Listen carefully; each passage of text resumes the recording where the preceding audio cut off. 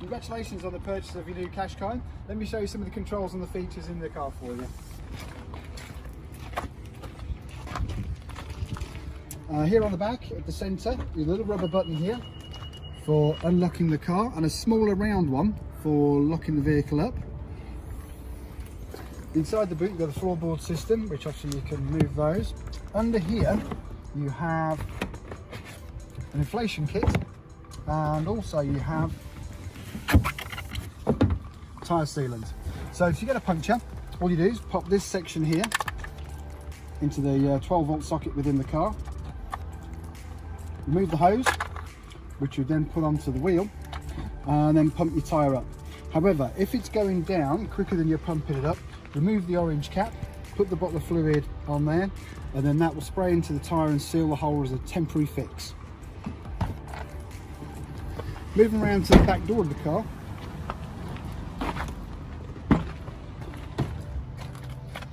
on the inside here you've got the child lock switch, so you push it down, that disables the control of the handles inside, but up obviously gives you free in and out access. The car benefits from having keyless entry, so pressing the button can lock the car, pressing it again unlocks the car. On here you have your window controllers. This button here at the front, you can see that one disables the controls on the other doors for the other windows. This button here is for locking the doors from the outside for security. This one is for your mirror adjustment, and this one will select your right mirror or left mirror, then you can adjust it, and this one's to manually bring the mirrors in. Sorry. Stuff. Starting from the seat, you've got this is for your adjustment, so this one will move it backwards and forwards, but the back edge is for up and down, and this one is for the backrest, so you can tilt the back down and angle the back up again. Under here you have your bonnet release and your fuel release.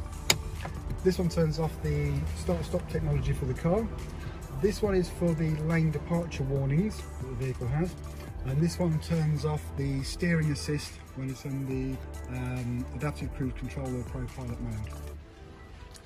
These buttons here are for the light in the display, so you can turn them up and down, so you can make it less glary when you're driving, and obviously your trip reset is here. On the steering column you've got the windscreen wiper controls, so one push up is a wipe, one push down is automatic, which this collar here is for the sensitivity of the automatic setting.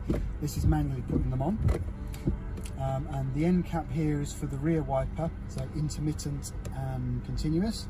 And then for jetting water, just push it forwards for the front windscreen and push it back for the rear windscreen. The buttons over here are answer your phone calls on this one, voice activation. This one is for the adaptive cruise control, so it sets the distance that it'll travel separated from the other car. You have a speed limiter button, so if I press that one, you'll see on the display, and if I press set on here as well,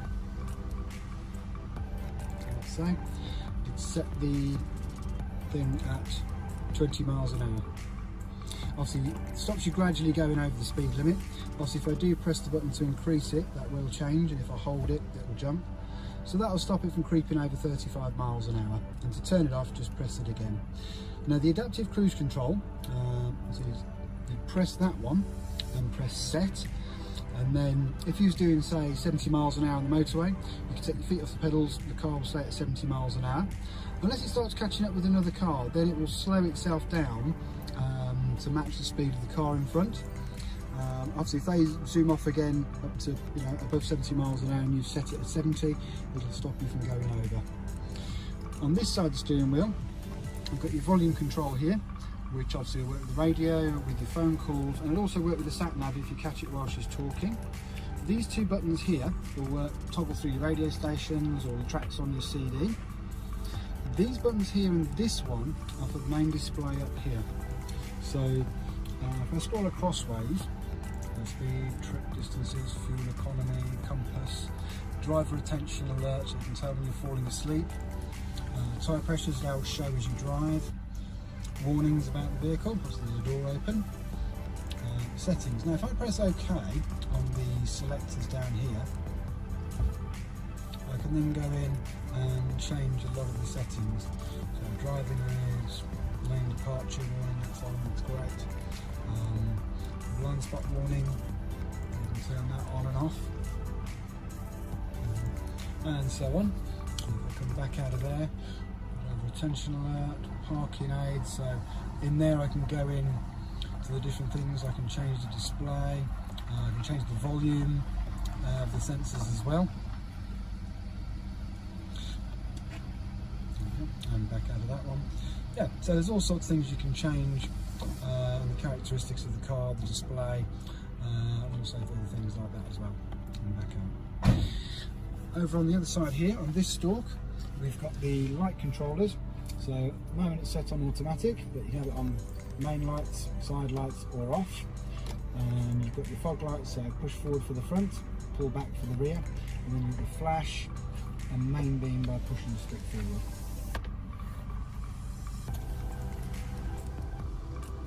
Okay, let's work on the centre console now. Moving back through here to the armrest.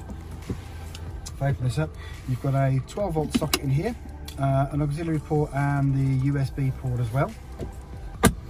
Heated seats are here with high and low settings on those. Now this car has the electronic handbrake, so you pull him up to put it on and push it down to turn it off.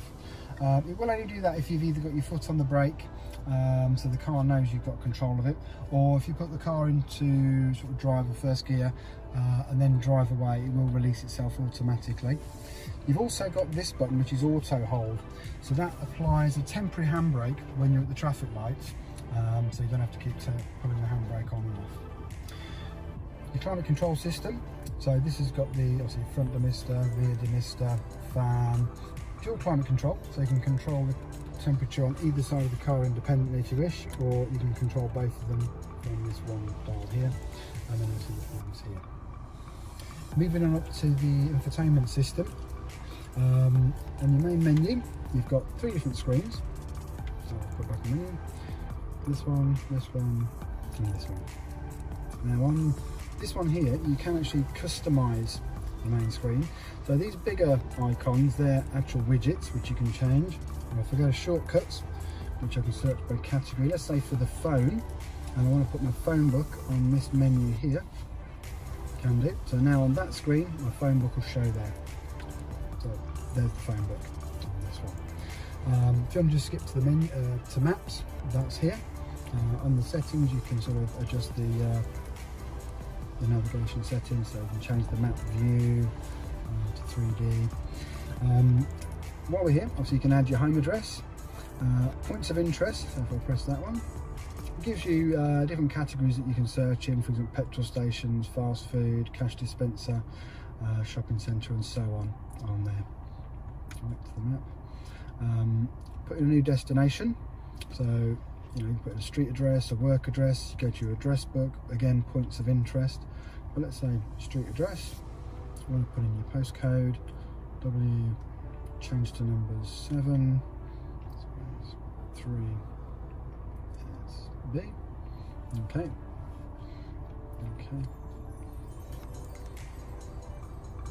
yep, so obviously showing that obviously we're already here. You have reached your destination. Obviously with the map you do have a ability to touch, move the map around. Also it's got a pinch feature on there as well. And you can also dim the display down for night driving, which it does automatically. On the audio button gives you all your different stations. If you go to source, it'll be whether it's AM, FM, DAB, CD, USB, Bluetooth or auxiliary. On the DAB menu, it will come up with all the stations that are available for you. So you can scroll through like this, or use this button here to scroll through. Just tap on your station, and then you hold down the button, and now that's saved on your memories. Now the cameras for the vehicle, you can press the camera button here to bring them on. However, you can put the car in reverse and they will come on automatically with the reversing. So you've got at the moment the front view and the overview. Press camera again. That's the front wheel on the passenger side. So you can turn that steering around, as you can see the wheels coming out there. So when you get to light up to the curb, when you get to the curb, you can turn the wheel back in again. So to avoid scuffing up the wheels on the curbs. Up here you have your hazard lights. This one is for the anti-dazzle mirror, so it's on automatically. You've got the controls for all your lights here, and the button for opening the roof screen. So one push, and the car will go. The roof will open itself all the way up. Great stuff. I hope you enjoy your new Qashqai. Obviously, if you do have any questions or queries, you can always come and talk to us at the garage.